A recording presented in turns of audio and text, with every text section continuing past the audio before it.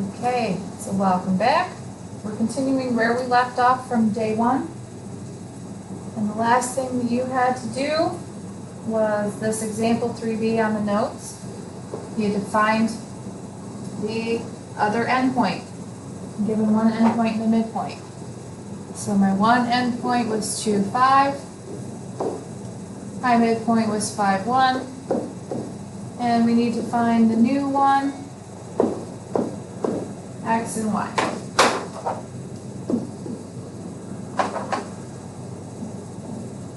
Right. So this example should be a lot less complicated than example A.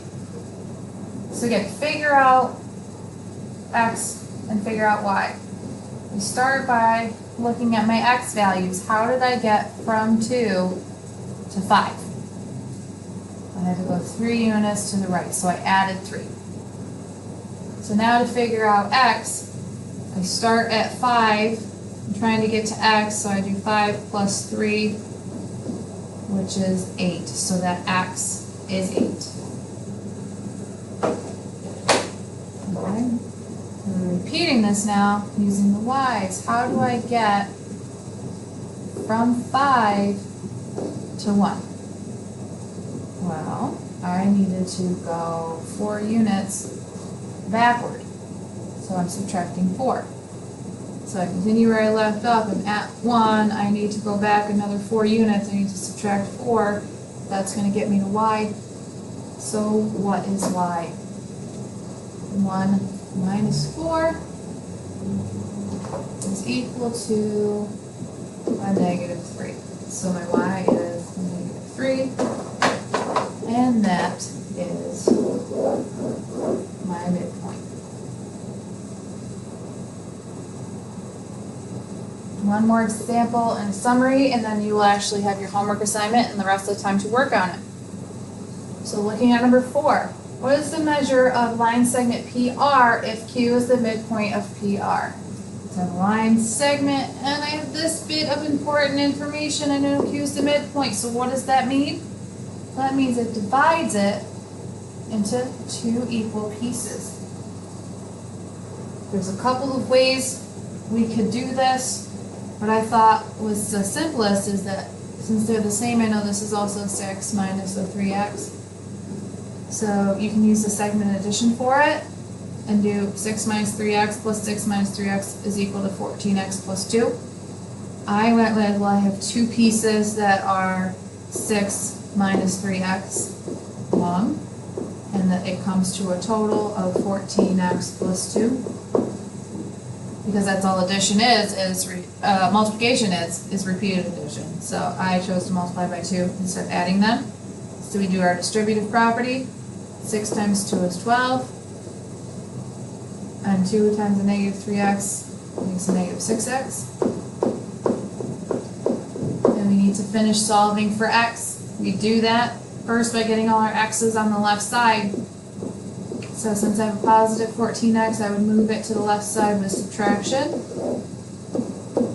Negative 6 minus 14 is a negative 20. And 14 minus 14 is 0, just leaving 2 on the right. I gotta get the x terms alone, so to move a positive 12, I would subtract. So negative 20x is equal to a negative 10.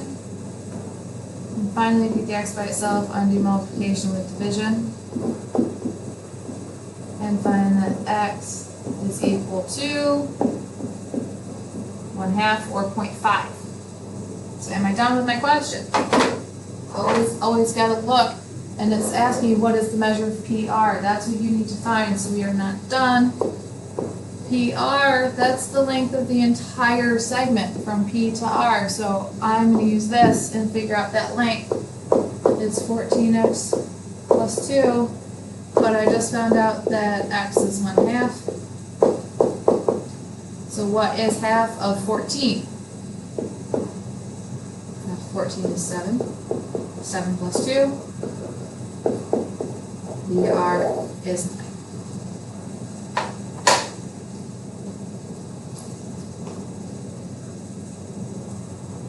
This summary thing, that's pretty important. What format should your answer be? If you are asked for a distance, you need to have a positive number. Why? It's a length. What is a distance? You know, you can't measure how far away something is with negative numbers. And as far as the midpoint, it tells you right here in the name that it is a point, so you need to have a point be your answer.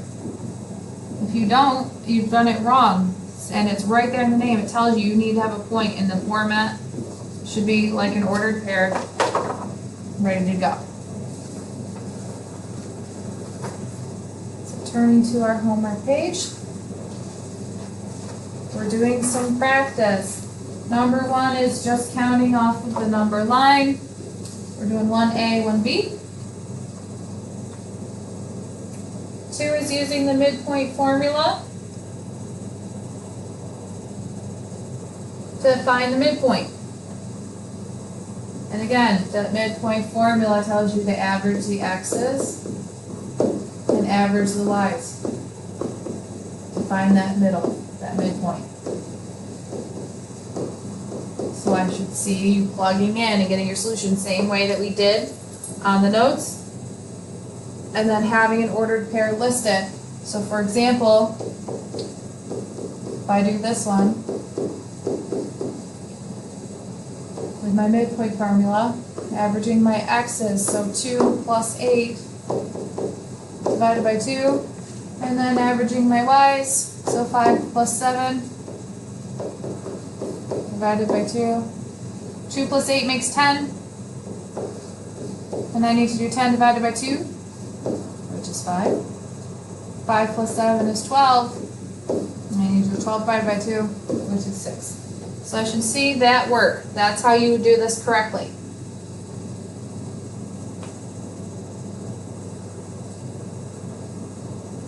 I'm going to ask you to do the 3 on the right-hand side for homework, which is obviously classwork. You have plenty of time.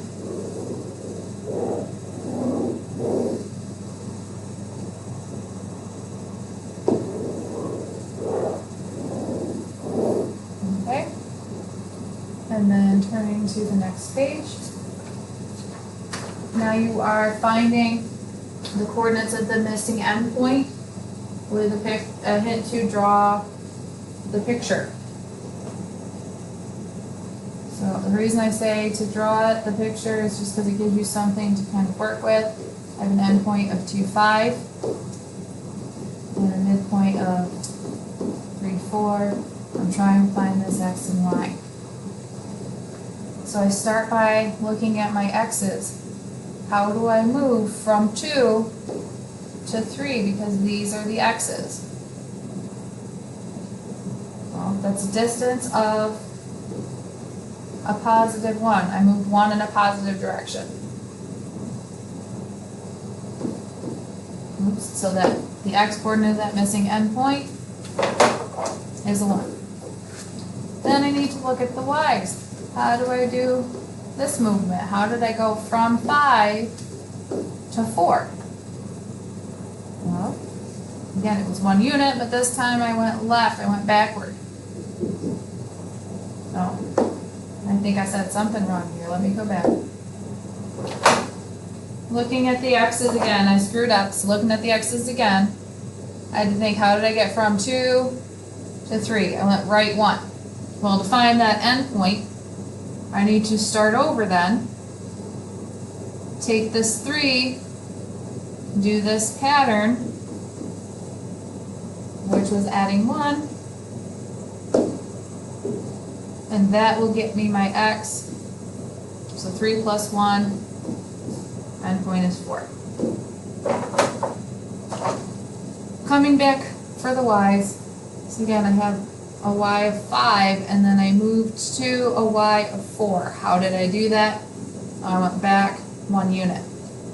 So again, we would take this 4, follow that pattern of moving back 1 unit, find my new endpoint is 3. So that is what would go here. So The other end is 3. It's the same concept for all of these. And let's see, which one you, if you at any point you need some help, don't hesitate. We are available to help you. I'm going to do that one.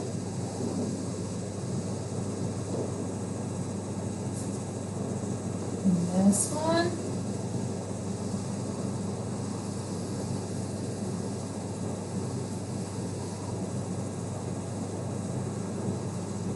And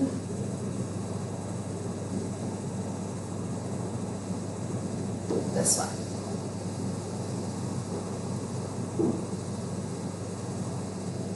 Okay. And just one more thing to kind of show you. I'll throw in my picture.